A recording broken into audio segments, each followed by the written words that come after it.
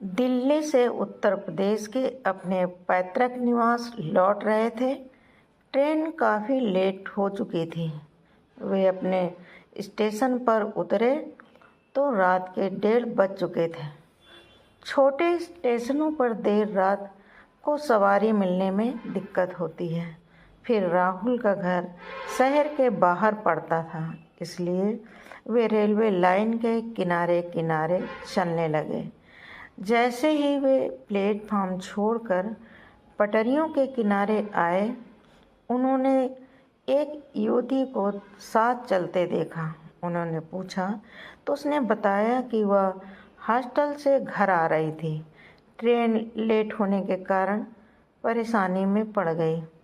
इत्तेफाक से उसका घर उस गुमटी के पास ही था जहाँ से राहुल के घर का रास्ता निकलता था। उसने कहा कि ठीक है, उसे घर पहुंचाकर ही वह आगे बढ़ेगा। उसने बताया कि वह इंटर में पढ़ती है और उसके पिता का नाम अमर सिंह है। उसने पूछा, क्या आप बैडमिंटन खेलते हैं? राहुल ने कहा, हाँ, खेलता हूँ। उसने बताया कि वह टूर्नामेंट में उसे खेलते हुए देख चुकी है। रेल लाइन के एक तरफ खेत थे, दूसरी तरफ छुटपुट आबादी। कुछ घर अभी बन ही रहे थे, कुछ घरों से रोशनी आ रही थी। उसके साथ बात करते हुए कब हम रेल फाटक के पास पहुंच गए, पता ही नहीं चला।